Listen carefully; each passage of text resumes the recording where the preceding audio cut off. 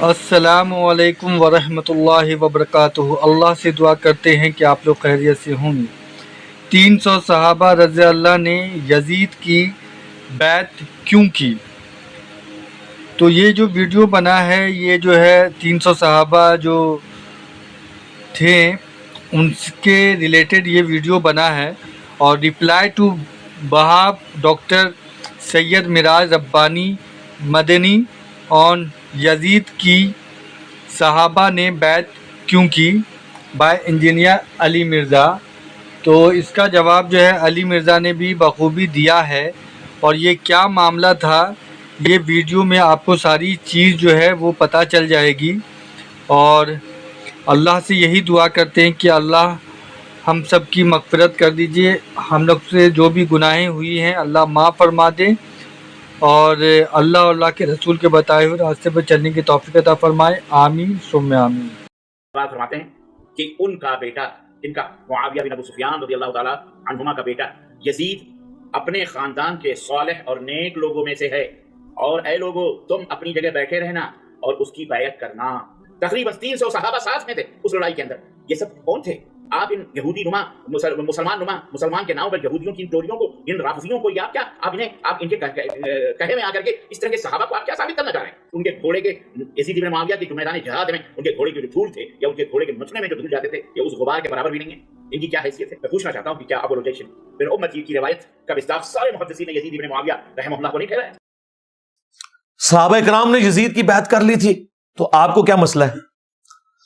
صحابہ کرام نے یزید کی بیعت نہیں کی تھی، صحابہ کرام سے زبردستی بیعت لی گئی تھی تلوار کے زور پر۔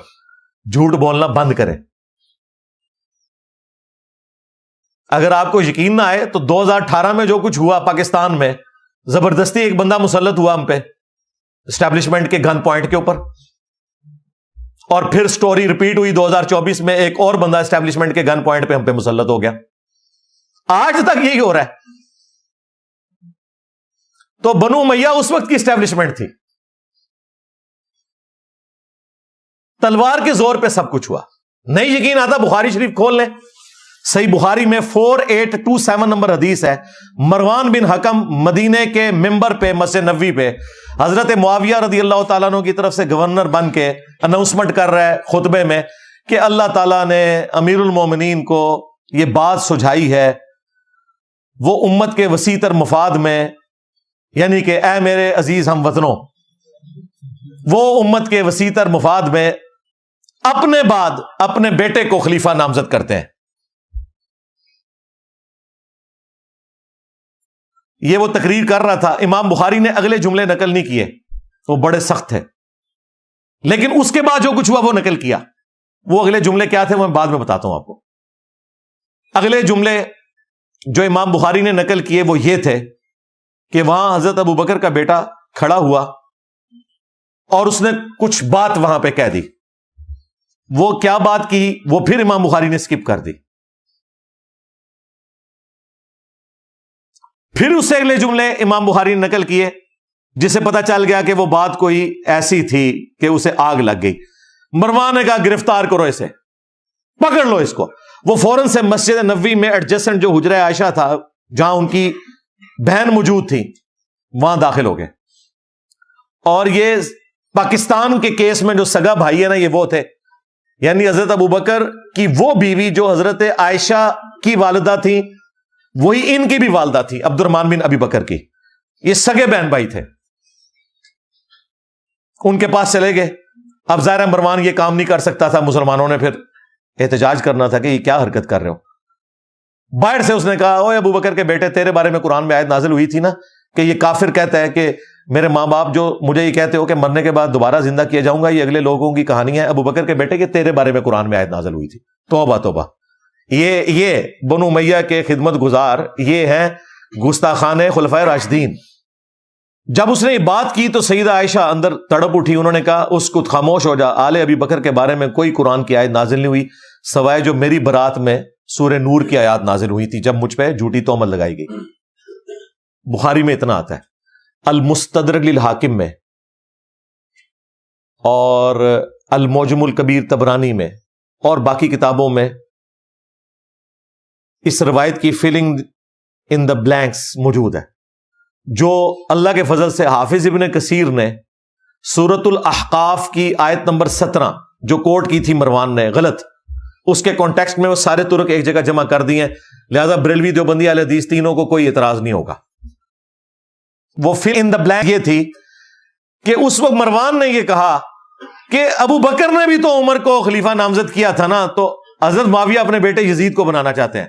دیکھو کیا ان کی اینالوجی دیکھیں، تو وہ اس پہ حضرت ابو بکر کا بیٹا کھڑا ہوا تھا، کیونکہ ظاہر ہے اس نے کہا کہ بنانا تھا تو مجھے بناتے ہیں نا، مجھے تو نہیں بنایا، تو کون سی مشرق سے اٹھا کے مثال مغرب میں پھینک رہا ہے۔ اور جو کہا نا اس نے کچھ کہا امام بخاری نے، وہ یہاں ہے کہ انہوں نے کہا کہ تیرا امیر المومنین معاویہ سیدھی طرح کہہ ابو بکر اور عمر کے راستے پہ نہیں چل رہا، وہ کیسر و کسرا کے راستے پہ چل رہا ہے۔ اب یہ بہت بڑی گالی تھی ان کے لیے تو، کہ وہی جو ہے وہ بادشاہت آ گئی یہاں پہ۔ اس پہ پھر اس نے کہا پکڑو انہوں۔ اور حجرے میں اما عائشہ کے اور الفاظ تھے جو امام بخاری نے نقل نہیں کیے، وہ یہ تھے کہ مروان تیرے بارے میں نبی علیہ السلام نے فرمایا تھا کہ حکم پہ لعنت، اس کی اولاد پہ لعنت، تو اپنے باپ کی پشت میں تھا جب باپ بیٹا دونوں پہ اللہ کے نبی نے لعنت فرمائی تھی۔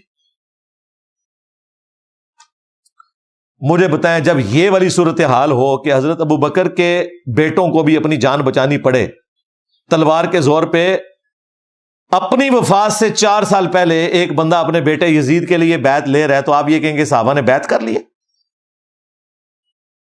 کہتے ہیں جی ابن عمر نے بیعت کر لی تھی، ایون واقعہ ہررا کے بعد جب لوگ یزید کی بیعت توڑ رہے تھے تو وہ لوگوں کو جا کے سمجھاتے تھے، جی بخاری مسلم ہے، سرکار وہ ہمارے اسٹوڈنٹس کو سمجھا رہے تھے۔ اگر ابن عمر اس زمانے میں سمجھا رہے تھے تو کسے سمجھا رہے تھے؟ اپنے لیول کے لوگوں کو، صحابہ اور تابعین کو۔ اور اس صحابی کا نام بھی آیا ہوا ہے عبداللہ ابن مطیع رضی اللہ تعالیٰ عنہ، جنہوں نے کہا کہ اب کیا رہ گیا ہے، یزید کی بیعت توڑیں اہل مدینہ۔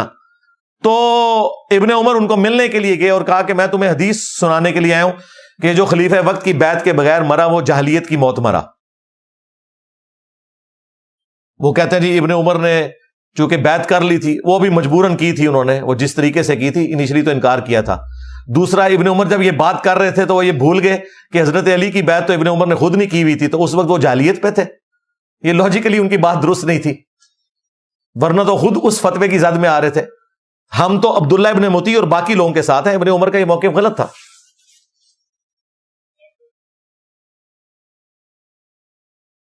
اور پھر دیکھیں ابن عمر کے ساتھ اسی بنو امیہ نے کیا کیا، صحیح بخاری میں ہی موجود ہے۔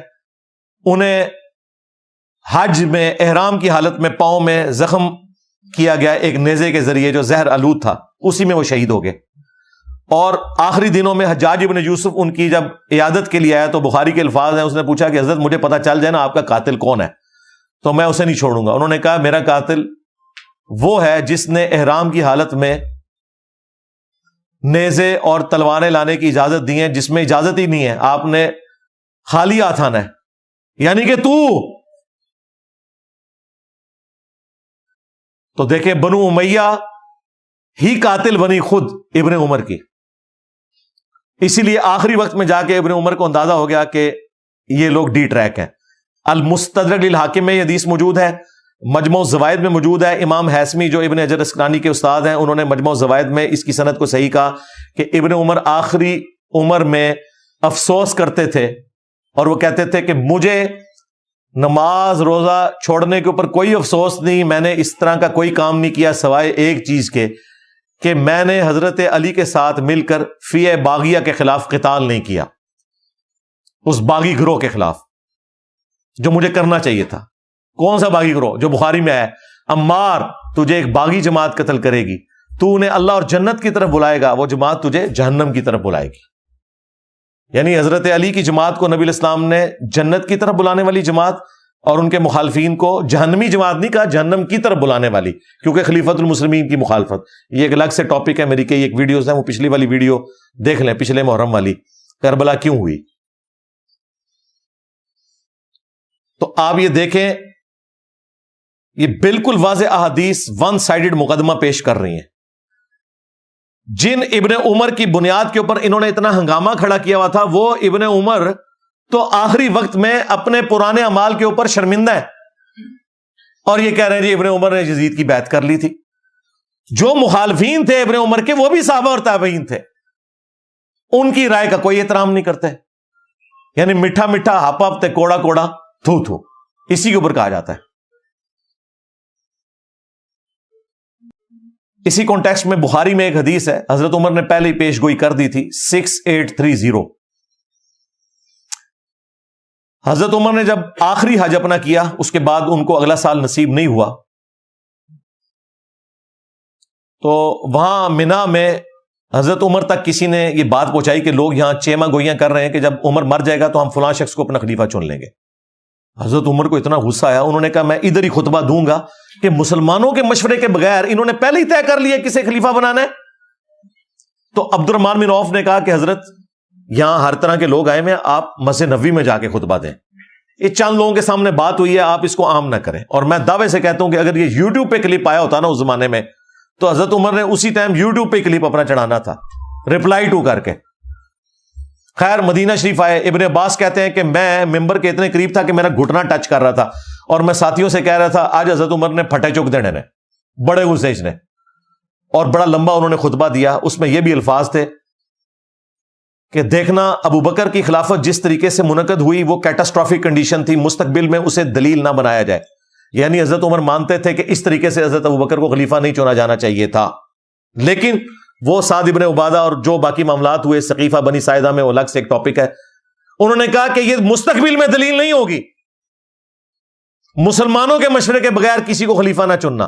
حضرت عمر بھی حضرت ابو بکر نے صحابہ سے مشورہ کر کے, صحابہ نے کہا تھا کہ آپ نامزد کریں, اس کے بعد مشورہ ہوا ہے, یہ زبردستی مسلط نہیں کیا گیا.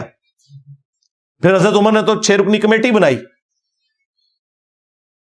کیونکہ ان 6 سے بہتر لوگ کوئی نہیں تھے. بخاری میں موجود ہے یہ 6 لوگ وہ ہیں جن سے رسول اللہ اپنی وفات تک راضی رہے. تو سیدنا عمر رضی اللہ تعالیٰ عنہ نے کہا کہ حضرت ابو بکر کی خلافت کو دلیل نہ بنانا.